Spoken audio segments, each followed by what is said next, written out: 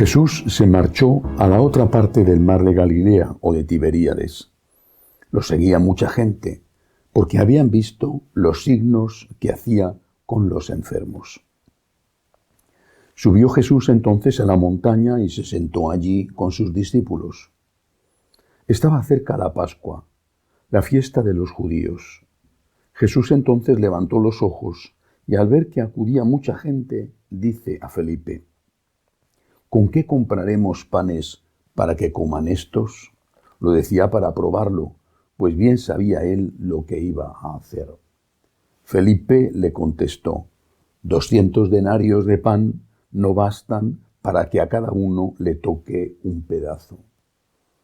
Uno de sus discípulos, Andrés, el hermano de Simón Pedro, le dice: aquí hay un muchacho que tiene 5 panes de cebada y 2 peces, pero ¿qué es eso para tantos? Jesús dijo: decid a la gente que se siente en el suelo. Había mucha hierba en aquel sitio. Se sentaron. Solo los hombres eran unos 5.000. Jesús tomó los panes, dijo la acción de gracias y los repartió a los que estaban sentados, y lo mismo todo lo que quisieron del pescado. Cuando se saciaron, dice a sus discípulos: recoged los pedazos que han sobrado, que nada se pierda. Los recogieron y llenaron 12 canastos con los pedazos de los 5 panes de cebada que sobraron a los que habían comido. La gente entonces, al ver el signo que había hecho, decía: este es verdaderamente el profeta que va a venir al mundo. Jesús, sabiendo que iban a llevárselo para proclamarlo rey, se retiró otra vez a la montaña, él solo. Palabra del Señor. Gloria a ti, Señor Jesús. Con frecuencia este Evangelio es interpretado por algunos como simplemente un acto de solidaridad donde cada uno puso lo que tenía y bastó y sobró para todos. Este Evangelio nos relata un milagro y un gran milagro: la multiplicación de los panes y los peces. Por supuesto que se parte de un acto de solidaridad. Pero también con frecuencia este Evangelio es interpretado como el deber que tenemos los cristianos, los católicos, de ayudar a la gente, de ser solidarios, de ser caritativos, de socorrer al que lo está pasando mal, lo cual es verdad. Pero hay veces en que la verdad no es toda la verdad, y media verdad puede ser muy, muy dañina.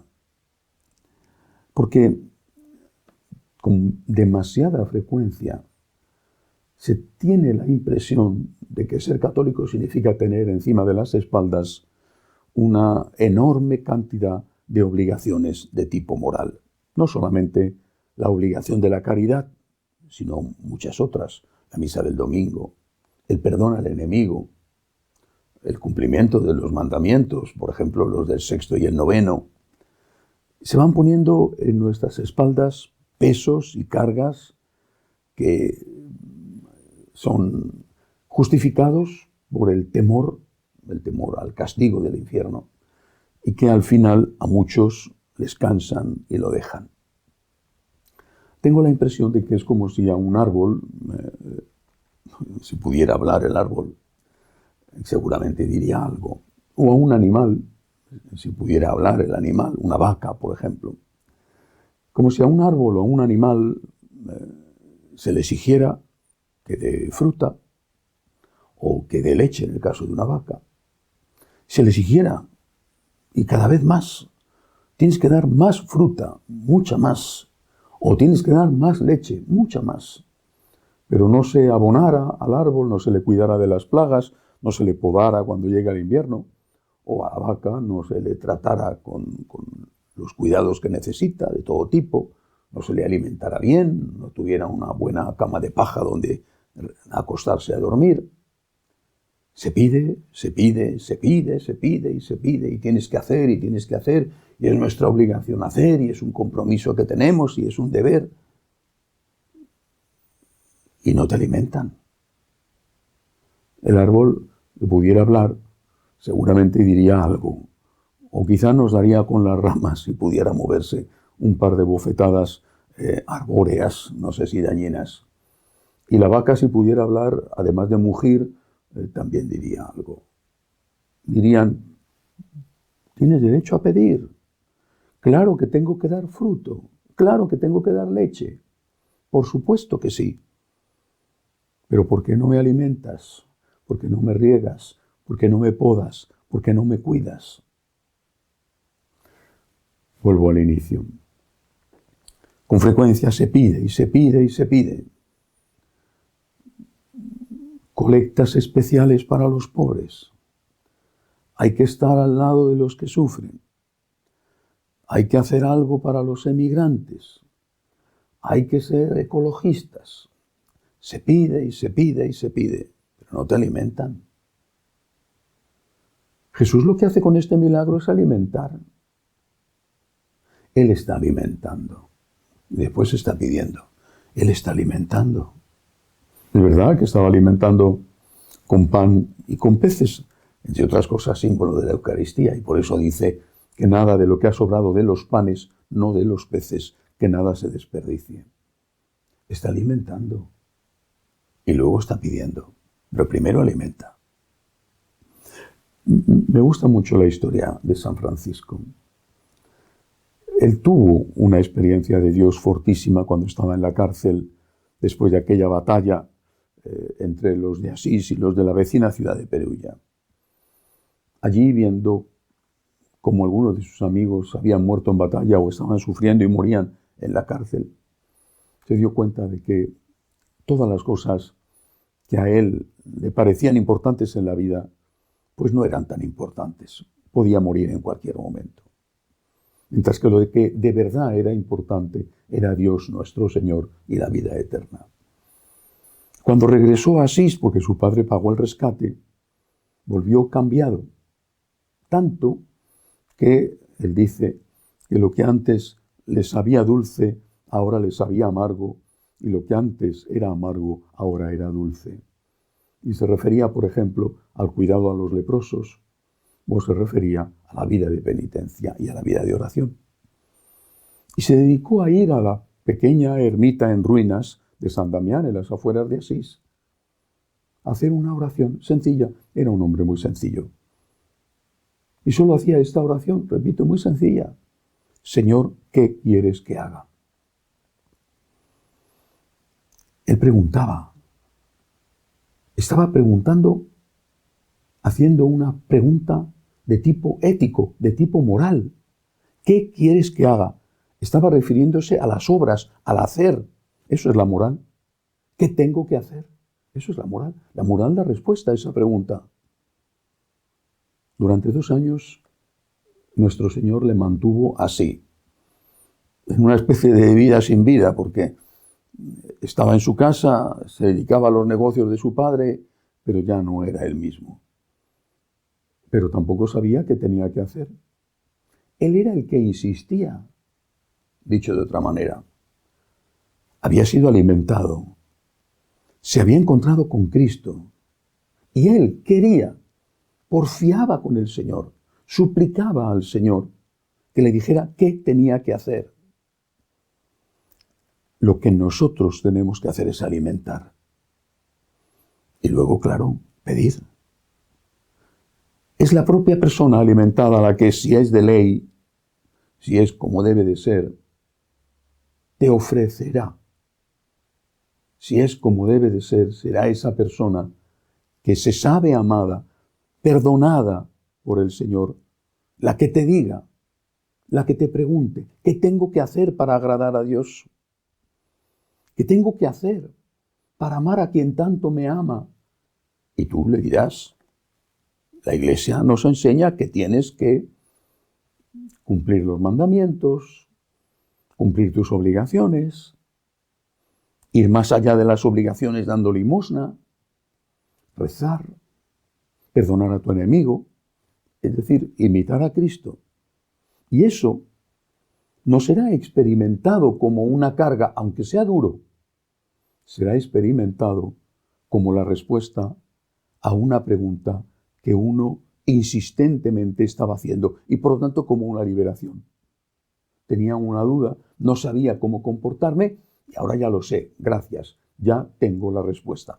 Ahora te pido ayuda para poder llevar a cabo eso que ya sé que tengo que hacer. San Francisco, cuando escuchó la voz del Señor en San Damián, que le decía que reparara su casa, la iglesia, que estaba amenazando ruina, no dijo, vaya fastidio, menuda tarea. Podías haberme pedido algo más sencillo. Dijo, gracias. Llevo 2 años preguntándote.